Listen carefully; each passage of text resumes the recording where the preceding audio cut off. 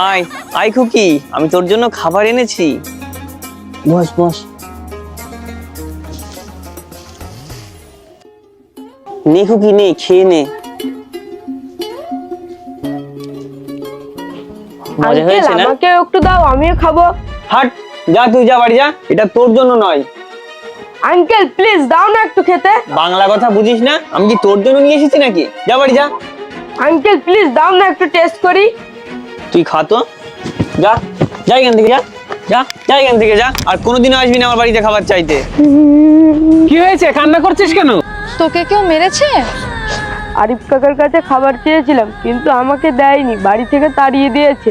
ওই 2 টাকার ফকিরের এত বড় সাহস, আমার ছেলেকে বাড়ি থেকে তাড়িয়ে দিয়েছে। চল আমার সাথে। এই গরিবের বাচ্চা, এই গরিবের বাচ্চা, আমার ছেলে তোর কাছে একটুখানি খাবার চেয়েছিল, আর তুই তাকে বাড়ি থেকে তাড়িয়ে দিয়েছিস। আমি তো জানতাম গরিবের মন অনেক বড় হয়, একটুখানি আমার ছেলেকে দিলে তোর সব ফুরিয়ে যেত। এই খাবার আমাদের জন্য হালাল, কিন্তু তোমাদের জন্য হারাম। মানে তুই তো খাচ্ছিস সবজি পরোটা, তাহলে আমাদের জন্য হারাম হয় কিভাবে? বোকা বানাচ্ছিস আমাদেরকে। ভাই, আমাদের শরীয়ত আমাদেরকে এই অনুমতি দেয়, যদি কেউ প্রচন্ড ক্ষুধার্ত থাকে আর হালাল খাবার না পায়, তাহলে নিজের প্রাণ বাঁচানোর জন্য হারাম খাবারও খেতে পারে। আমরা 2 দিন ধরে কিছুই খাইনি, আর আমাদের কাছে কোনো টাকা পয়সাও ছিল না। এই কারণে আমি চুরি করা টাকায় ওই খাবার কিনে এনেছি। সেই জন্যই আমি তোমার ছেলেকে ওই খাবার দিতে চাইনি।